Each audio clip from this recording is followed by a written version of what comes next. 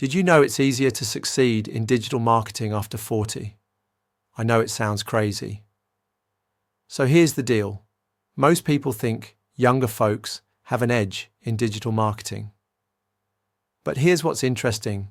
A recent study showed professionals over 40 actually outperform younger marketers in campaign ROI by 34%. Why? Because they have something young marketers don't: decades of real business experience. Take Mark, for example. At 47, he was worried he was too old for digital marketing. But in just 90 days, he used his 20 years of sales experience to build a $50,000 monthly marketing agency. But here's the really crazy part. He did it without any previous tech experience, zero coding, zero design skills, just pure business sense and people skills, and he's not alone. Sarah, 52, just landed a $120,000 digital marketing director position. Tom, 49, built a six-figure consulting business. Both started from scratch after 40. Think about it.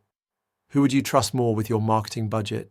Someone who understands business and people, or someone who just knows the latest TikTok trends?